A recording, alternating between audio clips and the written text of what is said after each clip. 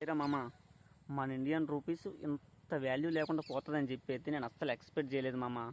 2024లో మన కరెన్సీ $1 85 ఉండేది, కానీ ఇప్పుడు 90 రూపాయలు అయిపోయింది. ఇంతవల్ల తెలుసా, మనం ప్రతిదీ కూడా మనం వేరే కంట్రీ నుండి ఇంపోర్ట్ చేసుకుంటున్నాం. మన స్వదేశంగా తయారు చేసుకున్న వస్తువులు ఏవి కూడా మనం వేరే కంట్రీకి పంపించట్లేదు.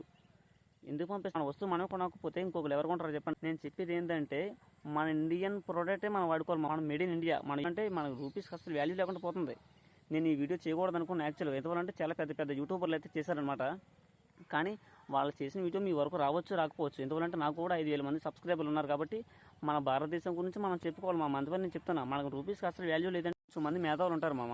మాకు నచ్చిన వస్తువు మేము కొనుక్కుంటాం, మాకు ఏది బెస్ట్ అనిపిస్తే అదే అని చెప్పి. ఇప్పుడు దానికి చైనా వాడు ఇచ్చే వస్తువులు ఏమైనా కూడా మంచి స్మార్ట్గా స్మూత్గా చాలా క్వాలిటీగా కనిపిస్తాయి మామ. మన చేతికి వచ్చేంత వరకు. వచ్చిన తర్వాత మాత్రం దాని అంత వరస్ట్ అనేది ఏది ఉండదు. ఏది కొన్నా కూడా దయచేసి మేడ్ ఇన్ ఇండియా గుర్తుపెట్టుకోండి మామ. ఏది తీసుకున్నా కూడా అదే ప్లాన్ చేయండి మామ. ఓకేనా? ప్లీజ్.